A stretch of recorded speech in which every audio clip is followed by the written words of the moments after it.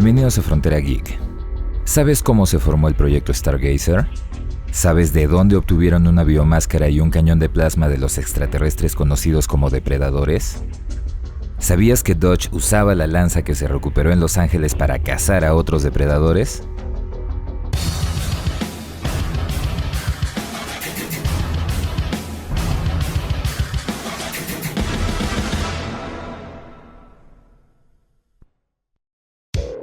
Hace un tiempo les trajimos la historia de Dodge, una nueva secuencia de eventos que el videojuego Predator Hunting Grounds había añadido al lore de la saga. Pero esa solamente era la mitad de la historia, pues también existe otra buena cantidad de audios narrados por Sean Keyes, el hijo del fallecido Peter Keyes, quien si bien solo apareció como personaje en la película del 2018, según la historia del videojuego, este ha sido testigo y partícipe de los eventos de la saga casi desde un principio.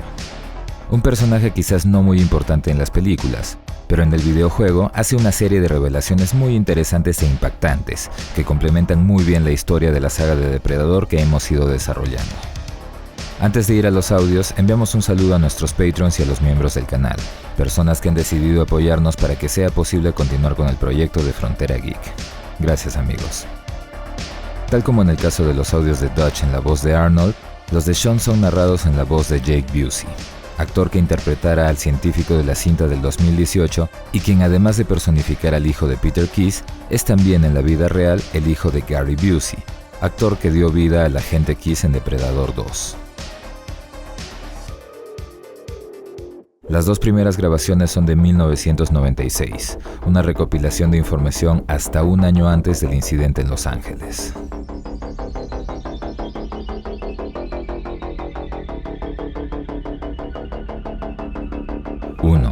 A bordo. Sean se presenta a sí mismo como el agente especial Sean Keyes, director regional del equipo especial de OWLF. Desde que tomó el cargo, decidió llevar un registro de los acontecimientos que considerara más importantes, razón por la que empezó a hacer estas grabaciones. Sean explica que su padre, Peter Keyes, ya era parte de la agencia de investigación en 1987, cuando se dio el primer contacto con los extraterrestres en el incidente de Valverde.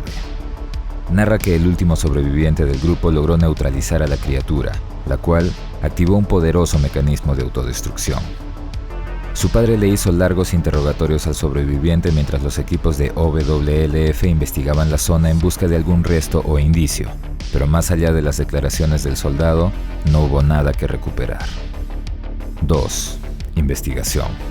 En diciembre del mismo año, Sean narra que ha pasado mucho tiempo sumergido entre documentos y datos intentando comprender a los depredadores, título que su padre aparentemente usa para referirse a estas criaturas. La información obtenida del sobreviviente, Alan Schaefer, les permitió definir un esquema de su comportamiento: acechar presas, desollarlas y hacer trofeos con sus huesos. Características de un cazador deportivo, no un simple carnívoro. Además de eso, cuando Schaefer quedó desarmado, el extraterrestre se despojó a sí mismo de todo su armamento, sugiriendo un sistema de honor cultural. Esa información les permitió atar cabos y darse cuenta de que en los últimos años habían acumulado muchos indicios de múltiples contactos con la raza de cazadores, pero nada más allá de testimonios. 3.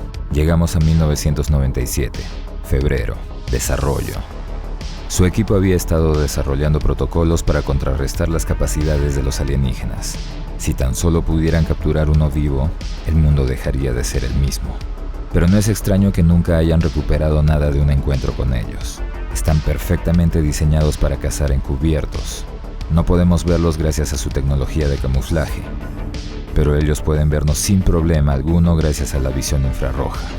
Efectiva, pero no infalible. Dodge Schaefer logró ocultarse de la visión del depredador cubriendo su cuerpo con lodo frío. Esta información les permitió al equipo desarrollar trajes que bloqueaban las lecturas infrarrojas del cuerpo humano.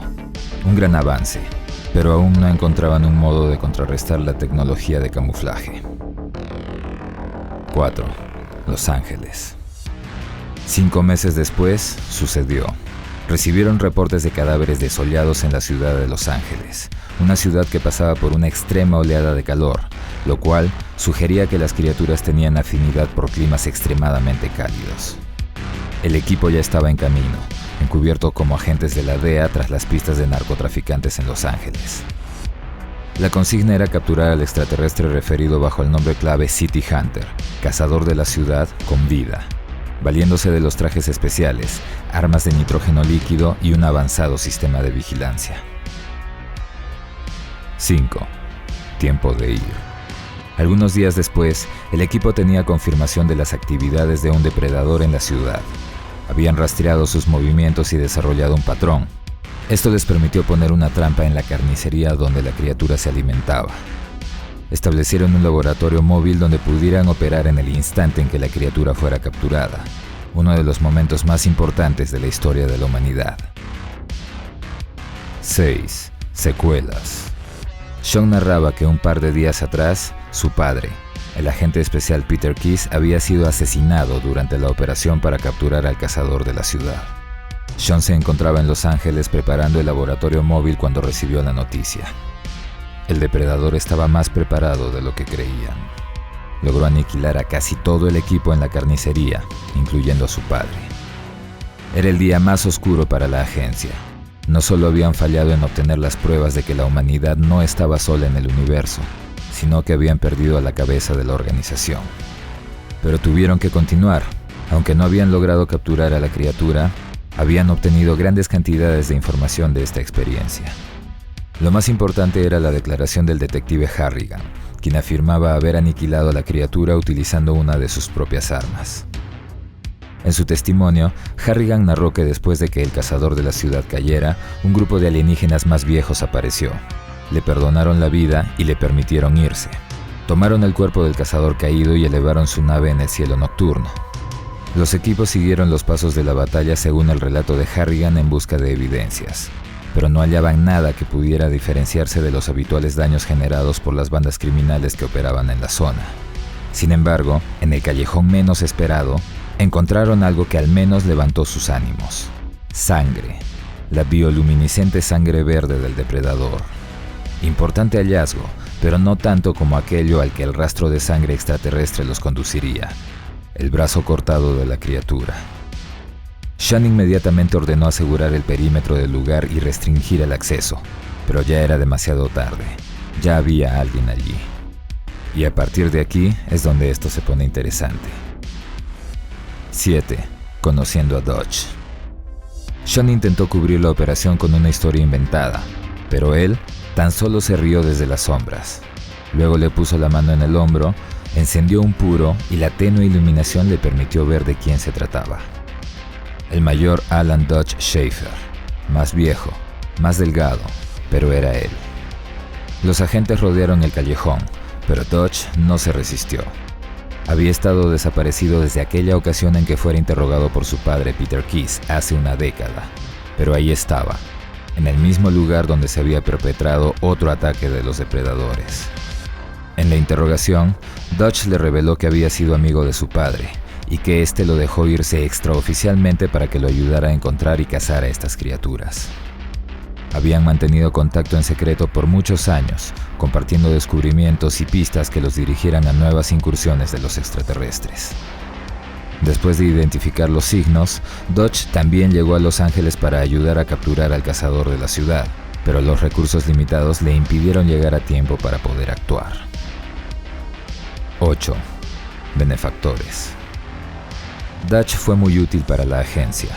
Colaboró con todo lo que pudo a cambio de que se le proveyera de fondos y personal para formar un equipo. Schaefer se convirtió en su agente de campo cuando de incursiones alienígenas se trataba.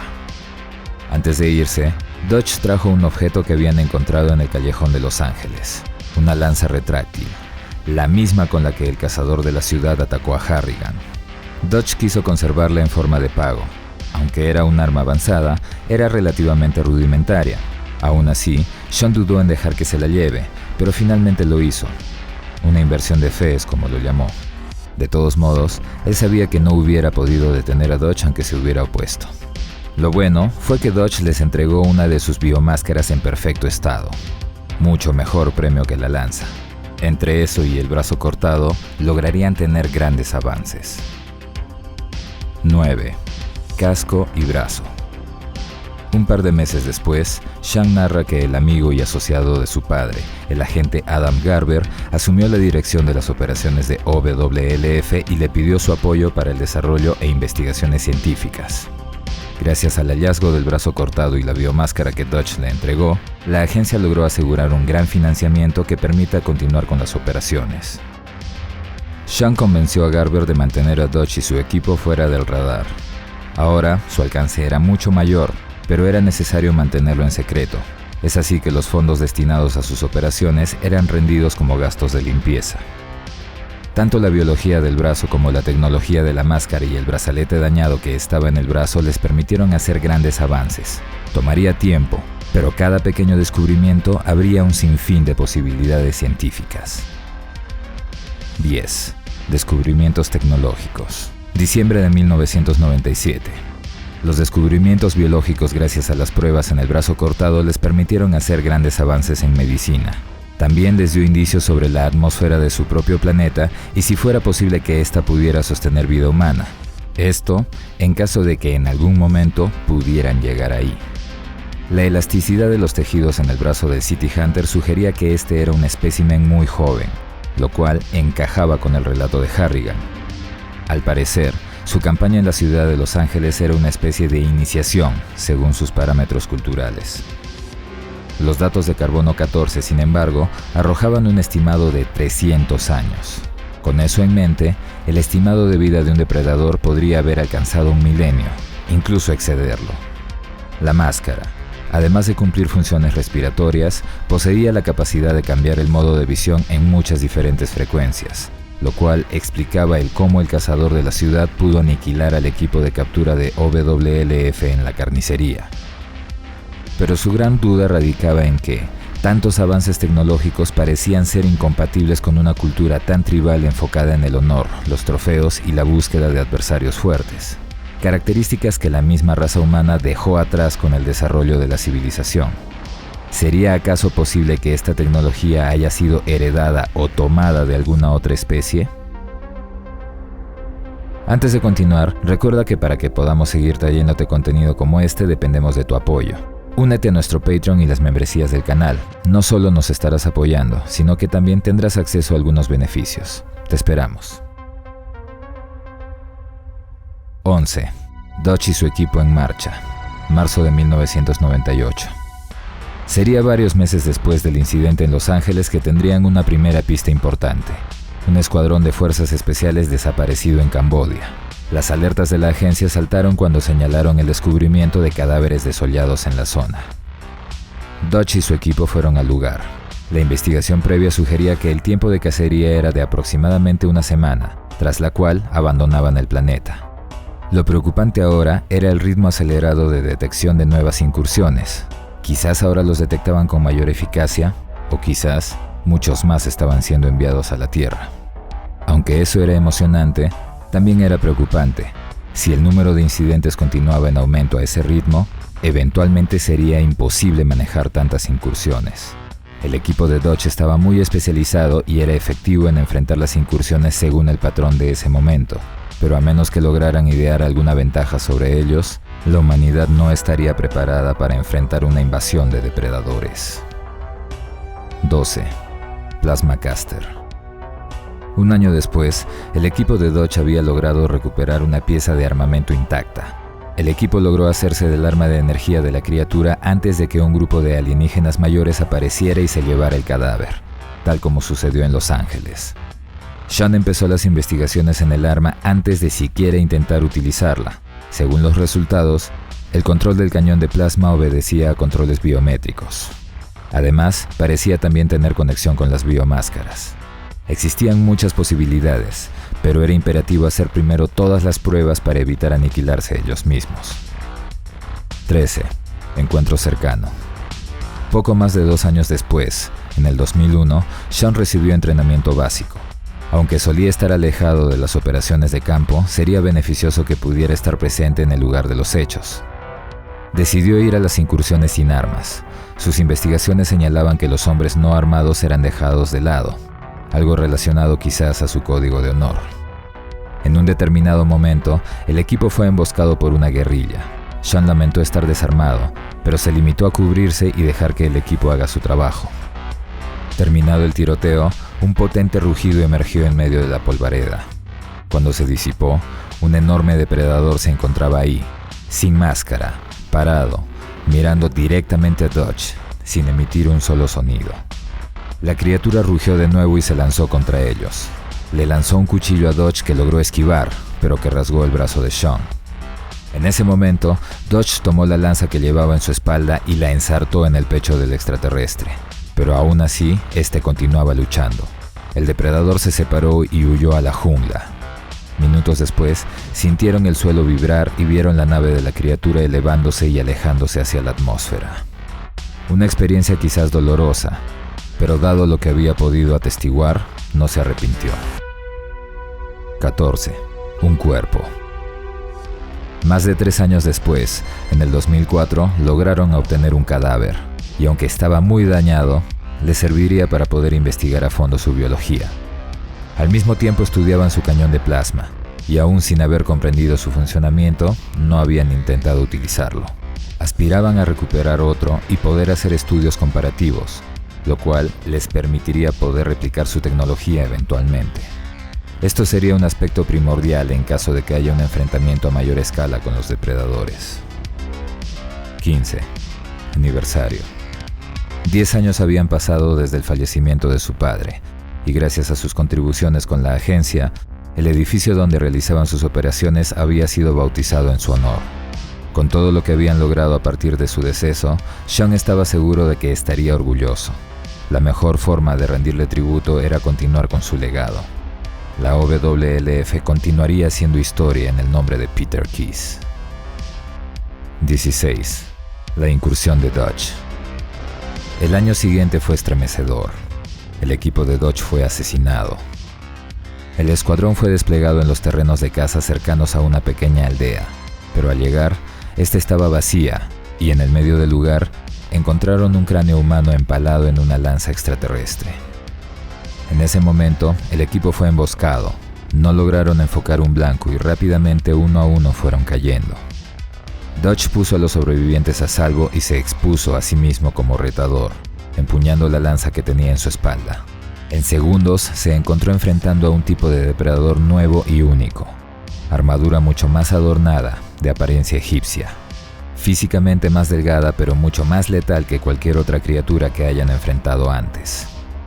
Sean presume que lo que enfrentó en ese momento era un espécimen hembra. Teóricamente, hasta antes de eso, todos los que habían enfrentado eran machos. Dodge fue emboscado y atrapado contra una pared bajo la red de la criatura. Él observó al depredador caminar hacia él y activar su cañón de plasma. Rápidamente disparó a todos los miembros de su equipo con una precisión impresionante. Y mientras la red comenzaba a ajustarse y cortarle el rostro, sangre bajó a sus ojos, impidiéndole ver con claridad lo que pasaba. Tan solo que la criatura se camufló nuevamente y regresó a la jungla. Dadas las bajas y las serias heridas de Dodge, no hubo operaciones de campo por un tiempo. Metafóricamente, Sean temía haber golpeado a la colmena de avispas y haber enojado a la reina. 17. Recuperación. Varios meses después, los investigadores llevaban ya bastante tiempo de experimentación con el kit médico de los depredadores. Anticipando la posibilidad de sufrir heridas, cada uno lleva consigo una pequeña cantidad de dispositivos médicos muy avanzados. Aunque estaban diseñados para ser aplicados en su propia fisiología, la base tecnológica era sorprendentemente compatible. Dodge retornó de su encuentro con la hembra muy mal herido.